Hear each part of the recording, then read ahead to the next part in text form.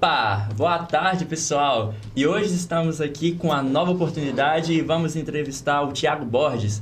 Fala aí, Thiago! Opa, boa tarde, pessoal. Prazer estar aqui e receber esse convite. Sempre que for convidado, estarei presente. É isso. Bom, Thiago, poderia falar sobre sua infância? Claro. Bom, primeiro cumprimentar também o Wellington, também o Vitão aqui por essa oportunidade, dando essa sequência. Bom, eu diria como filho até de um técnico em eletrônica, o que eu tinha de brinquedo em casa eram peças. Hoje os equipamentos eletrônicos são pecinhas muito pequenininhas, mas antes a gente tinha capacitores enormes dentro dos equipamentos. Meus carrinhos eram feitos de capacitores. Então eram peças grandes que eu colava ali uma rodinha, uma tampinha de garrafa e era o meu carrinho. Então ali foi o meu primeiro brinquedo. Mas a partir daquele momento, minha mãe sempre brincava comigo, olha, estuda. Eu brinco que eu entendia estúdio. E aí eu acabei criando a própria rádio. Tendo o contato com essas peças, os equipamentos eletrônicos e revistinhas, eu acabei desenvolvendo o próprio transmissor e criei a minha rádio dentro de casa. Até que o papai chegou e falou assim, ó, isso não é brinquedo não, rádio, né? A gente trata com coisa séria, não pode ser assim, tem que passar por toda uma legislação, uma autorização do governo para poder explorar a comunicação. Então, entendi como um recado, né, de que eu precisava mudar a rota, então eu falei assim, vou então trabalhar no rádio, vou começar nisso. E aí eu batia na porta das emissoras em busca de oportunidades, e ali eu tinha 14, 15 anos, até que o pessoal falava, olha, você é muito novo. Eu falei assim, então eu preciso trazer coisa nova já para poder ser bem aceito aqui. Até que eu levava vinhetas. As vinhetas são aqueles áudios das rádios que tem o nome da programação, ou que falam um determinado programa da emissora. Ou então eu apresentava um recurso para garantir uma transmissão ao vivo, para além do que era por telefone, né? Antes ligava mesmo, era na linha telefônica mesmo para discar participar ao vivo, né?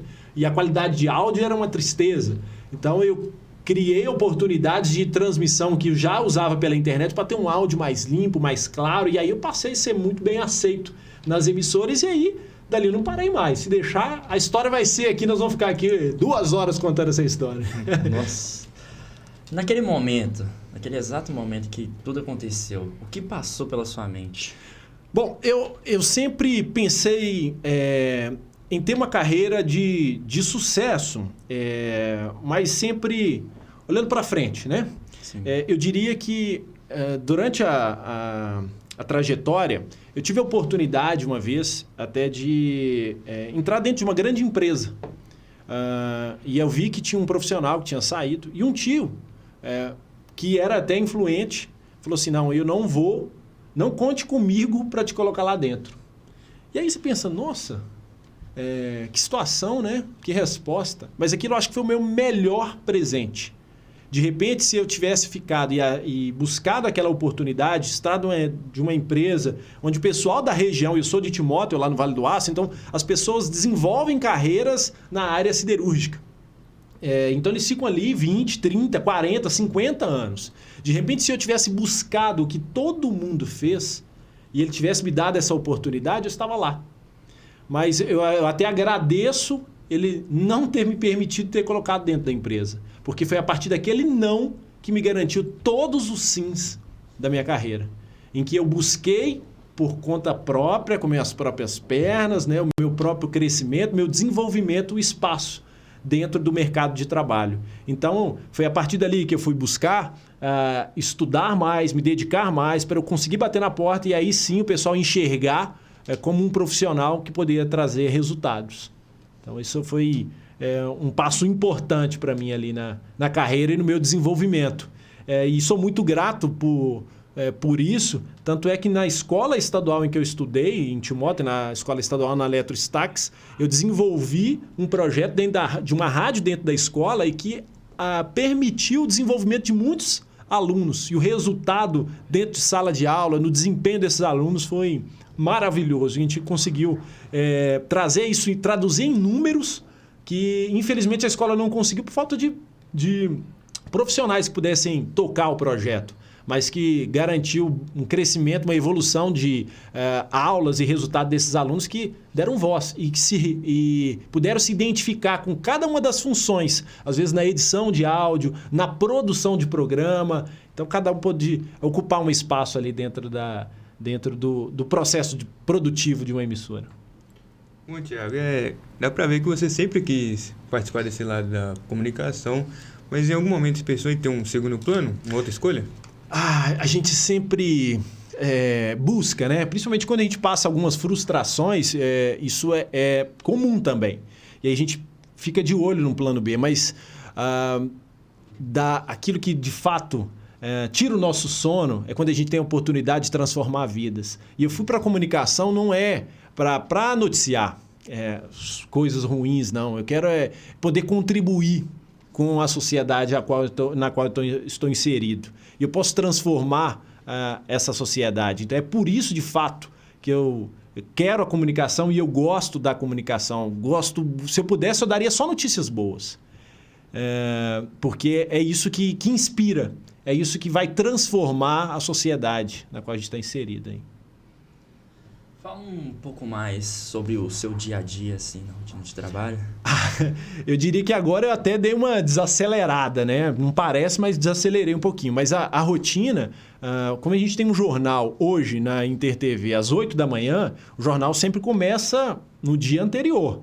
Então, às 9, 10 da noite, a gente está batendo um papo sobre aquilo que vai ser noticiado no dia seguinte. É bola de cristal? Não. É porque tem história que dá para se planejar.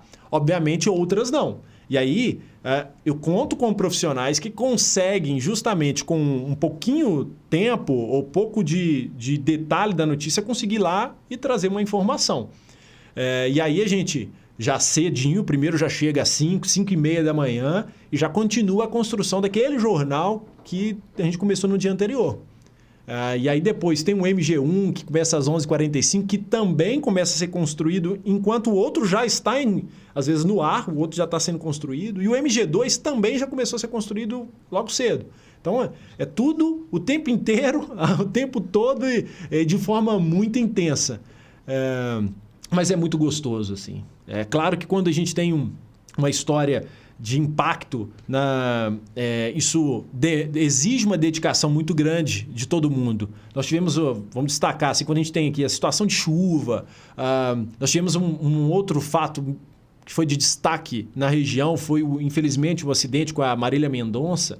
Aquilo também foram, assim, para a gente, foram um pouco mais de 24 horas de trabalho, 36 horas mais ou menos, mas foi muito intenso.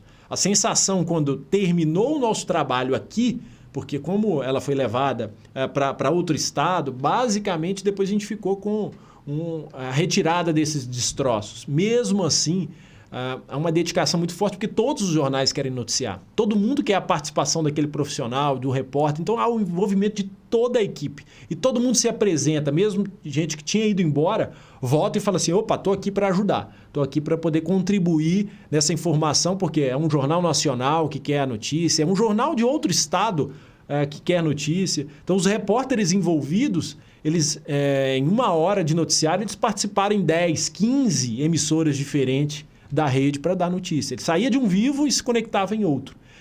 Graças a Deus, hoje aí a tecnologia nos permite até com o celular você entrar ao vivo para qualquer emissora aí do país, né? Facilita bastante. Então é muito intenso, é gratificante, não quando há essas tragédias, mas quando o resultado é legal. Nessa última semana nós trouxemos uma série sobre autismo, em que, ao debater um pouco do que a gente precisa evoluir como sociedade, no entendimento, na compreensão e o feedback dessas famílias é maravilhoso.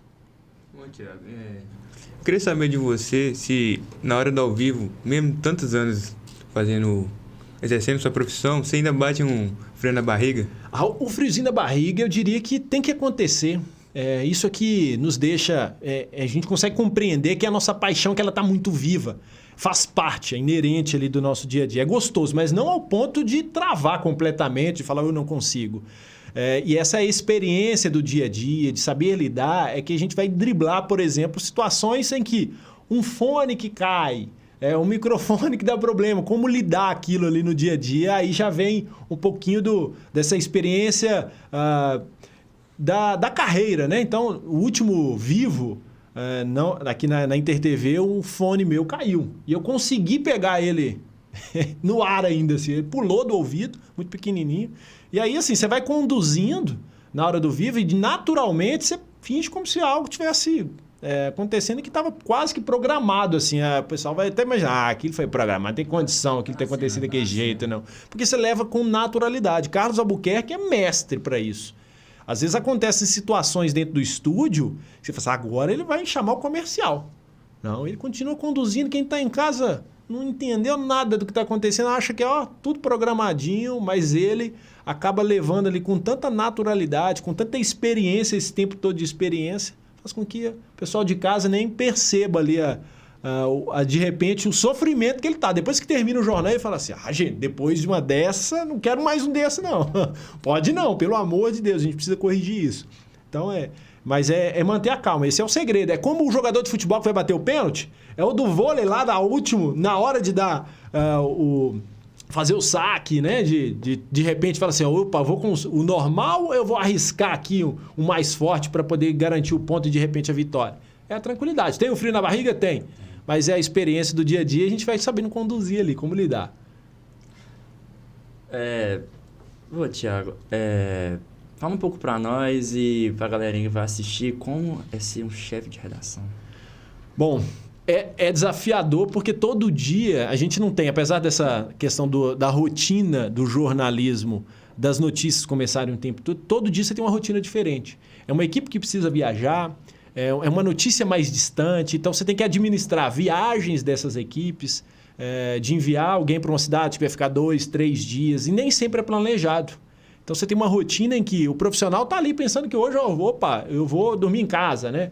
E aí eu preciso chegar para ele e falar, amigão, ô Wellington, ô Vitão, hoje você vai ter que viajar, amigão. Você vai ter 3 dias para você poder ir a Montes Claros. Você vai ter que ir a Natal. Nos últimos dias nós tivemos repórteres aqui que eu enviei para Natal, para ajudar na cobertura lá na capital, em função de situações de segurança, né, que estava acontecendo. A gente acabou enviando repórteres para ajudar nessa cobertura, como a gente teve também envio de profissionais para o Rio de Janeiro. A gente acaba dando suporte onde é que está precisando. E aí ele vai sem data para voltar. Então, assim, o profissional muitas vezes já entende. É como o jogador que vai viajar hoje, ele emenda uma sequência de jogos e que ele vai voltar para casa só daí a 20 dias. Faz parte da profissão. É entender ali o que é a rotina nossa, né? Que não tem rotina. É uma rotina que não tem rotina. Uma rotina contínua. Bom, Thiago, você poderia falar desde a época que você criou a rádio até chegar na InterTV?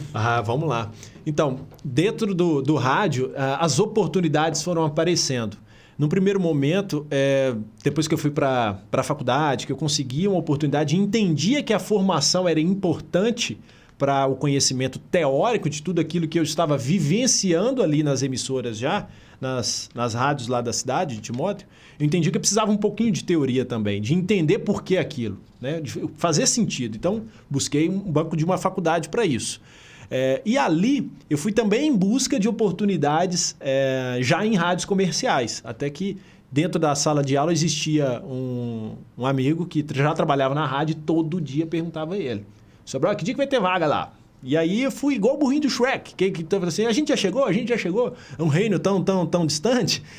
Ele, até o dia que eu acho que ele falou assim, cara, eu só vou conseguir me livrar do Thiago o dia que eu arrumar um emprego para ele. E aí ele estava no 3º período, ele me conseguiu um emprego lá na Rádio Educadora de Coronel Fabriciano. E aí não parei. No primeiro momento eu comparava muito o meu resultado, observava profissionais e as minhas reportagens, quando eu encontrava outros repórteres, eu comparava, nossa, a minha reportagem não ficou muito legal se comparada do fulano, da outra emissora que foi lá acompanhar. Até que, naturalmente, veio a proposta da Rádio Itatiaia para eu ser repórter lá. Eu falei, opa, tô ficando legal, né? O que eu tô produzindo aqui tá dando reconhecimento. Fui como repórter, cheguei para ser o coordenador de jornalismo da rádio também, aí até que veio a TV dos Vales, inaugurou. Em 2008 a TV dos Vales, que hoje é InterTV. Antes era Record, então eu fui para trabalhar com a Cleuslane, o Aguiar Júnior, E aí tive a oportunidade de começar com a televisão. A televisão não era, em nenhum momento da carreira, eu chegava assim, vou trabalhar em televisão. Na verdade, cheguei a dizer, jamais vou trabalhar em televisão. E aí o destino me levou lá. E aí eu encontrava oportunidades, sabia que ali eu tinha novas experiências e eu queria experimentar, até para falar assim, opa, isso eu quero ou não quero, isso eu gosto ou não gosto. Então, vinha uma oportunidade, eu falei, preciso experimentar. Só vou saber se eu gosto ou não gosto quando, de fato, eu conseguir perceber e vivenciar aquilo. Então, eu fui para a TV, até que, de novo, a Rádio Itatiaia me chamou. Aí eu voltei com um outro cenário. Na época, o salário mínimo era muito menor e eu voltei ganhando 4 vezes mais do que eu ganhava quando eu saí de lá para ir para a televisão. Justamente pelo trabalho que eu desempenhei e eles buscavam de volta, eles falaram assim, vamos trazer esse rapaz aqui. Aí eu falei, eu só volto se for por tanto. E não é que eles aceitaram. Não é que eles aceitaram. E aí eu voltei para a rádio, até que a TV Alterosa me convidou. Aí eu fui para Montes Claros. Então, Montes Claros está a 520 quilômetros do Vale do Aço. Não sabia onde era. Peguei um carro, fui, carro emprestado para chegar lá, que eu precisava levar as coisas, porque eu ia para lá sem data para voltar. Então, pedi um carro emprestado para falar, depois de uns 15 dias eu trago ele de volta e depois eu vou de ônibus. Né? Mas eu precisava, no primeiro momento, levar muita coisa e eu fui de carro. E aí, fiquei lá 1 ano e pouquinho, até que eu tive a oportunidade de voltar pela TV Alterosa para Governador Valadares, até que, novamente, a TV me convidou para ir para Belo Horizonte, numa oportunidade que teve. E aí, ali, eu vivenciei esporte durante 5 anos, Cruzeiro, Atlético, o dia a dia dos clubes, nessa cobertura diária de ver derrotas, vitórias, de conhecer o bastidor de cada clube. Então, tive essa oportunidade. Isso aí, até um treino foi fora do Brasil. Esse foi na Venezuela. O Cruzeiro foi jogar no interior, então estava num treino. Normalmente, esse treino acontecia um dia antes do jogo. Não me recordo exatamente se o jogo foi na quarta ou se foi na quinta do Cruzeiro, então muito provavelmente na terça ou na quarta, se o jogo for quarta ou quinta, né? Então, gente, sempre Arrascaeta no canto aqui, né? Boa do meu Cruzeiro. Então, sempre a gente acompanhava lá os clubes no dia a dia. E tem outras rotinas, Mike. E aí você tem, durante a coletiva, olha lá, eu coloquei alguém para segurar até um microfone para mim. E enquanto eu tô tirando fotinha, né? Devia estar gravando. Enquanto eu tô ali, Mas é aquela jogada rápida, tá tripé posicionado. Então, eu diria que eu era uma equipe. Equipe era eu mesmo para fazer tudo. Eu mesmo gravava, entrevistava, editava, gerava material. Isso era tudo. Tudo. Então, nessa equipe, eu posicionei ali a câmera. Muito provavelmente está do outro lado. Até que para poder pegar para gravar um pouquinho fazer esse registro. Já uma foto do Maracanã, estádio que fui, não fui muitas vezes ao Maracanã não, umas 3, 4 vezes. Não foi muitas vezes. Não, mas é porque a rotina dos clubes só num ano, você vai colocar, você tem Cruzeiro, Atlético, como era todo jogo fora. E aí você tem Flamengo, Vasco, Botafogo. E se os times estiverem todos na Série A, você vai jogar ali. Você vai a 4, 5, 6 vezes, às vezes num ano você vai ao estádio, né? Teve uma época em que existia o Samuel Venâncio, hoje que está com um canal fora, né? Saiu da Rádio Itatiaia, ele também fazia essas viagens. Então, às vezes, quando tinha muito jogo, coincidia datas muito próximas, a gente fazia um revezamento dessas viagens, assim. Arthur Moraes, esse foi do jogo da Venezuela também, do interior. Então a gente acompanhava ali, já no CT do Atlético, no cantinho aqui, tá bem já fora do canto direito aí da imagem, nós temos hoje que acaba cobrindo o próprio Atlético pela Itatiaia, o Rezende, tá no cantinho, aparece só um pouquinho. O Cássio ainda é o assessor do Atlético, está aqui no cantinho da minha orelha. E o Levi, que era uma figuraça. Não é uma figuraça, né?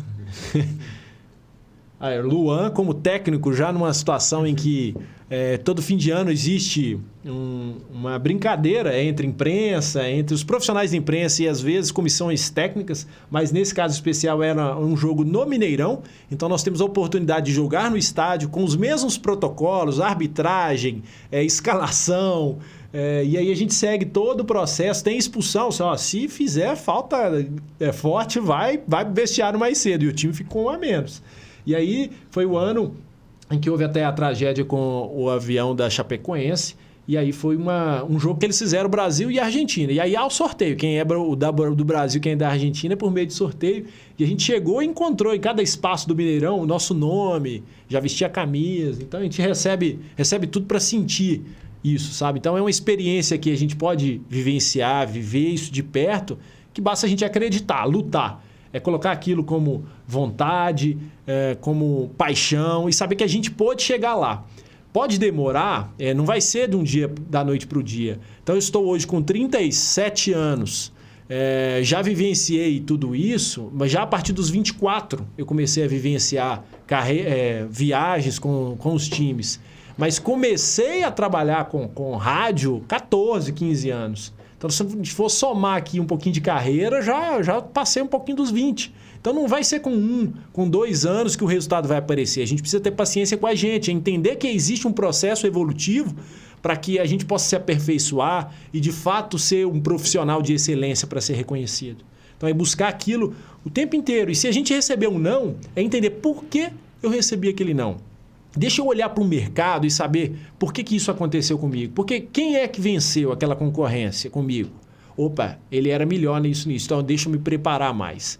É um não que vai me permitir evoluir. E aí sim, eu vou receber o sim. Para outros um dia receberem esse não no meu lugar. Mas é o processo da carreira e a gente tem que buscar. Não pode desistir. Jamais. Jamais. É acreditar e lutar pelo sonho.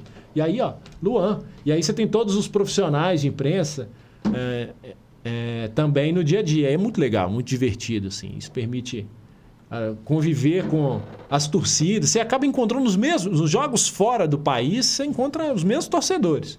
A turma, não sei como é que eles conseguem arrumar tempo, mas eles estão lá.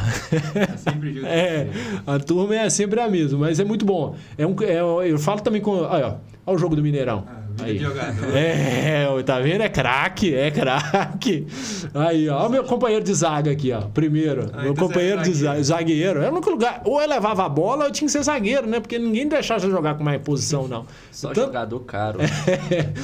Mas a pinta. Parece craque, né? Então. Parece. Você fala mais 2 fotinhas dessas, você consegue uma vaga. Eu consigo uma vaga num time desse aí, né? Muito bom. Olhando aquelas fotos ali, você tá por muitas vezes sozinho gravando e entrevistando. E, obviamente, tem algumas dificuldades no momento. E qual que eram as maiores dificuldades que você sofreu lá? Para a época, eu parei de ser videorepórter até em 2017. A minha maior dificuldade era internet. Eu chegava, infelizmente, eu não tinha todas as condições ainda técnicas, né, de... modems, eram muito caros, até pela plano de dados para poder conseguir. Então, eu dependia de internet, às vezes, de hotel, de aeroporto, do estádio para gerar material. Só que um jogo acaba meia-noite, 11h40 da noite, nos jogos das 10, né? Então, e depois eu ainda tinha que fazer uma coletiva, eu tinha que entrevistar os jogadores ali no pós-vestiário para falar alguma repercussão do jogo. Então, eu ia começar a editar um material às 3 da manhã.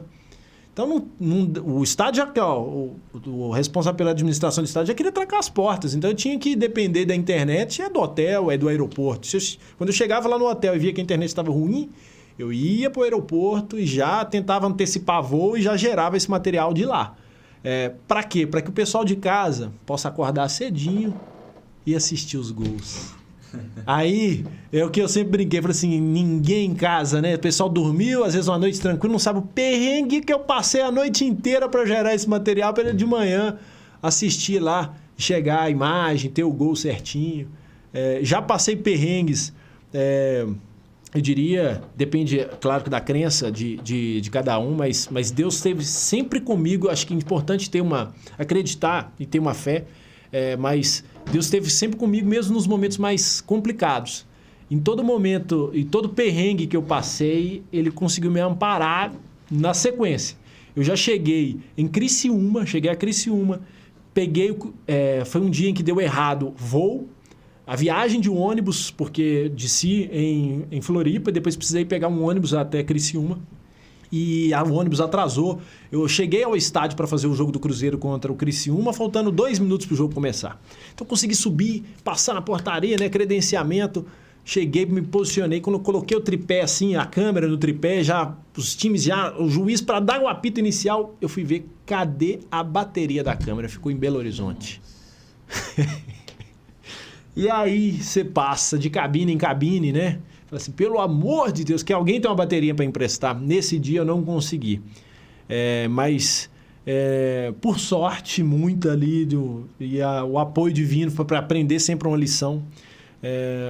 Tinha um colega de uma emissora do SBT, Florianópolis, estava lá. Eu falei assim, meu amigo, me dá o telefone do seu gestor que eu preciso ligar para ele para me ajudar aqui, que eu preciso do seu material, das suas imagens.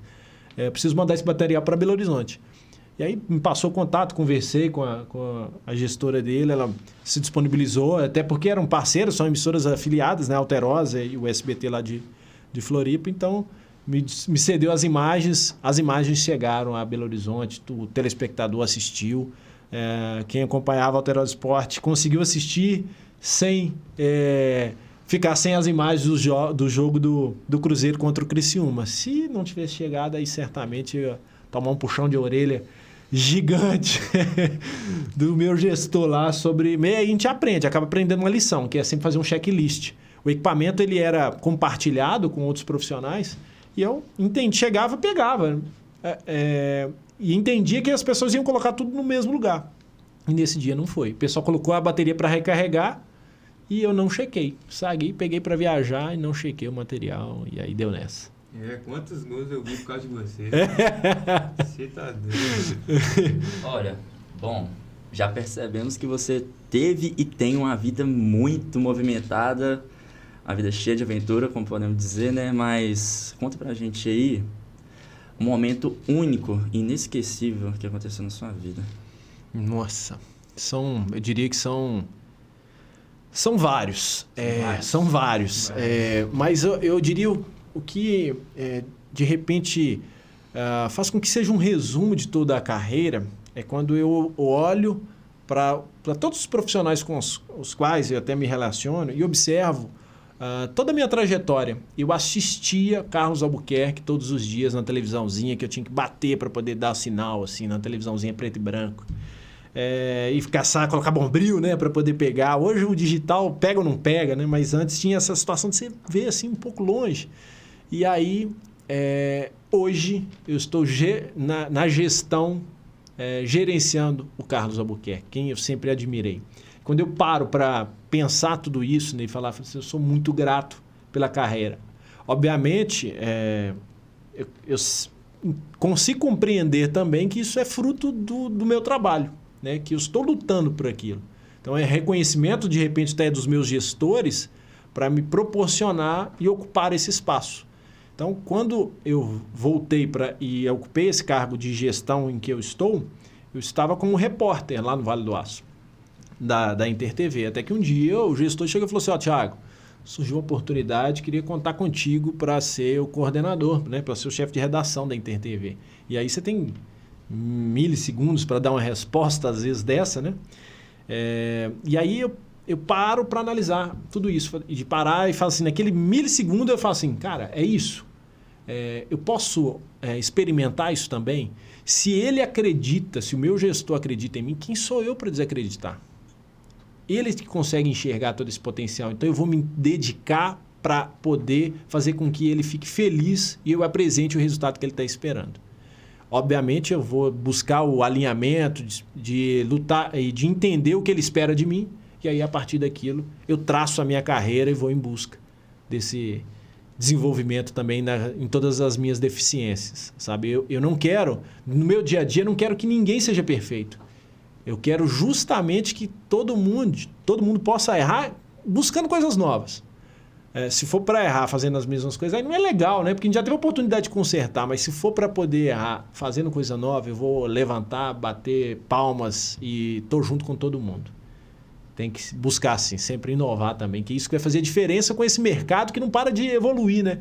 Então, antes a gente tinha só o rádio, depois veio a televisão, agora a internet, uma competição muito grande. Então, a televisão vai dar uma notícia... muitas vezes, se eu pensar pelo meu jornal, o último é às 7h40 da noite, o próximo vai ser às 8 da manhã, ou seja, 12 horas depois. Pode acontecer um fato às 7 horas que eu não vou noticiar no Jornal da Noite, vou noticiar só no outro dia. E aí, para um outro dia, como noticiar, dar uma história de algo que provavelmente todo mundo já está sabendo? É complicado. E esse é o nosso maior desafio, né? Então a gente tem que, às vezes, trazer um detalhe a mais daquela história para que eu possa despertar no meu telespectador uma necessidade de falar assim, olha, eu já sei que aconteceu tal coisa, mas vou ligar a televisão para saber que eles vão me dar um pouquinho mais de informação. É isso que a gente tenta buscar o tempo inteiro, evoluir e aprofundar um pouquinho mais nas histórias. Nesses anos aí, você chegou a perder alguma notícia? Assim, eu já tive próximo de, mas eu consegui driblar, né, situações. Então, já passei situações muito complicadas, né, na greve dos caminhoneiros, em que eu tomei muita mamãozada, e aí eu consegui contornar a situação ali na conversa. Então, cheguei sendo hostilizado. E justamente lidando e conversando com o pessoal, eu consegui transformar um ambiente e eu virei amigo de todo mundo naquele primeiro momento. Então, assim, já tive situações em que, se não for manter a calma, poderia, às vezes, terminar mal. Mas acho que todas as vezes eu consegui contornar muito bem isso, assim, terminar amigo. De todo mundo que chegava e hostilizava, eu conseguia contornar, assim, sabe? E de perder seria isso, ó. A bateria da câmera que deu problema. Na primeira viagem que eu comecei a contar de ter ido para Porto Alegre, depois fui para Assunção, eu perdi o microfone sem fio. E aí, dentro de um táxi que eu fui fazer um deslocamento, e tinham torcedores que me encontraram na rua, eles falaram, olha, você é da Alterosa e tal? Eu falei, eu tô indo lá fazer venda de ingressos, né, que a gente mostrava. Eles, nós vamos também. Aí eles entraram no mesmo táxi, foram comigo. E aí eles me ajudaram a carregar os equipamentos, e aí o cara que estava com o microfone deixou o microfone dentro do carro, assim. Na hora que eu desci do táxi, que eu tô pensando, me dá o tripé, a câmera estava comigo. Eu falei, cadê o microfone? O cara, nossa, olha o táxi lá embaixo, que virando a rua, ficou lá dentro. Eu falei, nossa, como é que eu vou fazer para achar essa coisa? E aí, eu não sabia falar o guarani, o espanhol, né? Tava naquela primeira viagem ali para mim foi um desespero. E quanto mais desesperado a gente fica, menos a gente consegue passar a mensagem que a gente precisa. E aí, eu liguei pro almoxerifado lá da emissora, e o pessoal me conhece até pela capacidade técnica, né? Saber que eu conheço muito de técnico também, de técnica. Eu liguei pro rapaz do almoxerifado e falei assim, amanhã, já que o Cruzeiro, a minha sorte era essa, assim, né? O jogo ia acontecer ainda mais pra frente, era no segundo jogo, acho que era na quarta. Eu falei assim, já que o Cruzeiro vai vir amanhã, manda um outro microfone que o daqui estragou. Ele falou assim, mas estragou como? Eu falei assim, estragou. Ele falou assim, mas o que aconteceu? Eu falei, você sabe que eu já sei mexer, eu já tentei de tudo, estragou. Manda outro, depois a gente vê o que vai acontecer aí. Então eu não quis render que eu tinha perdido o microfone, né? Aí ele mandou o outro com o Cruzeiro e tal, consegui pegar o microfone e fazer a cobertura. A minha sorte é que naquela noite ainda que eu perdi, antes do outro microfone chegar, eu estava já no restaurante. Esses mesmos torcedores depois foram, coincidentemente, no mesmo restaurante, que era um restaurante brasileiro. O pessoal queria comer arroz, feijão mesmo, né? Carne.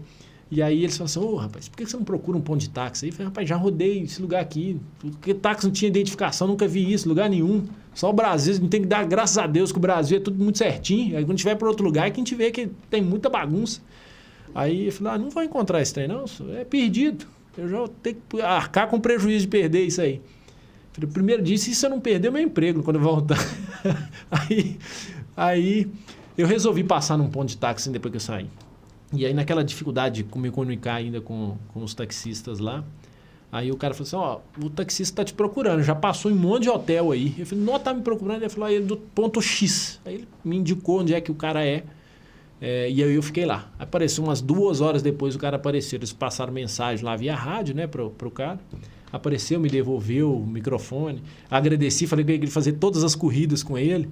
Ele até nem quis, não aceitou. Queria contribuir ali, só no desespero ele não aceitou em hipótese alguma. E só falou comigo que ele fez o papel dele de devolver. Agradeci demais. E aí quando eu devolvi o microfone lá na emissora, que eu cheguei com os 2, né, e devolvi lá pro pessoal do Almoxarifado. Aí eu só devolvi também, não falei absolutamente nada. Assim, depois que ele foi falar uns dias depois, falou, Thiago, nós testamos lá o microfone, tá funcionando aí, o que você arrumou? Eu falei, tá funcionando, mas eu tinha perdido ele. Então, não adiantava te falar que eu tinha perdido, você ia começar a brigar comigo pelo telefone. Não ia resolver nada. O que resolvia era você mandar um outro. Você mandou, depois consegui encontrar, tá tudo aí, tá na paz, você não brigou comigo, resolveu o problema, o trabalho que tinha que ser feito foi feito, então estamos no 0-0, não precisa brigar comigo não. Mas, obviamente, se eu tivesse perdido, eu ia comprar um outro microfone para devolver para a empresa lá, que era um patrimônio deles, né? Eu ia tentar fazer um 24 vezes lá, mas eu ia tentar fazer. Nossa. Então tem história para mais de menos. Nós vamos fazer 5 podcasts aqui, uma série só comigo. Nossa, muito demais. Mas aí, diz pra gente. A gente pode inverter as perguntas, não? Pode não? Deixa eu fazer só mais uma perguntinha aqui. Então tá. Atualmente, o cara foda que você é hoje, o que você tem a dizer? Nada. Não. Eu ainda sou aquele bebezinho tentando engatinhar. Aquele que está em busca, que sonha ainda e que quer fazer muito pela sociedade, sabe? Então, obviamente, quando neste ano tive a oportunidade de estar ao lado de Carlos Albuquerque fazendo a cobertura de um futebol. Cara, quando você olha para o lado e fala assim, cara, o cara tá aqui do meu lado, cara. Tudo bem, eu gerencio ele no dia a dia, mas é muito bom, cara. Você ver aquilo, vivenciar aquilo, tá junto com os atletas, vivenciar tudo isso é gratificante. Isso que é bom, sonhar. Sonhar e saber que a gente pode conquistar, que é melhor ainda. O sonhar é gostoso demais, a gente se imaginar. Mas quando a gente alcança e sabe que é possível, a gente que tem que acreditar, não é o outro. A gente, e a gente tem que lutar. Vamos ter muito não? Vamos ter. Claro, obviamente. Mas entender que aquilo serve como uma mensagem de, olha, busque o seu desenvolvimento. O não para mim sempre foi, eu sempre busquei, por mais dura que fosse a mensagem, já tive gestor que chegava e usava expressões que jogavam a gente no chão. De palavrões para frente. Nossa. E aí eu assimilava tudo aquilo, né? Tudo que era dito e falava assim, deixa eu tirar o que tem de positivo nisso aqui. Então o copo para mim sempre esteve meio cheio. Pode ser uma gotinha. Aí eu falo assim, não, mas tá vazio. Não, tem uma gota ainda, cara. Ah, mas tá vazio, não tem gota nenhuma, mas eu consigo encher ele. Eu vou lutar para encher ele. Então tem gente que de fato vai sempre olhar e falar, mas não dá não. Eu falei, dá, por que não? Quem falou que não? É questão de não desistir, insistir. E buscar. Persistir e saber que pode. Pode, acredite. Você precisa acreditar. E se um dia tem uma oportunidade, abrace. Se faz parte, faz sentido para você. Obviamente, quando veio a gestão, eu falava assim, esse cara faz sentido? Eu falei assim, de repente não é aquilo que eu vou seguir 100% da minha vida. Mas pode fazer sentido para a minha carreira ainda como repórter, passar pela gestão que eu vou entender o papel do meu gestor. Até para compreender o dia que ele me falar alguma coisa. Então, eu quero experimentar sempre mais e vivenciar por conta disso. Quero aprender. Se for conteúdo, eu quero consumir. Tem situação que eu passo horas, madrugadas, consertando coisas, ou lendo, ou estudando. E o pessoal vai dormir, não, deixa eu consumir mais um tiquinho de conteúdo aqui, que eu quero aprender mais um pouquinho. Eu gosto demais, amo demais, cara. E trocar experiência, para mim, é maravilhoso. Muito bom. Aí, pessoal, temos um cara aqui que vocês podem usar como inspiração. Usem as palavras deles, a palavra dele como inspiração também, ó. Muito bom. O cara é excepcional. Acredite.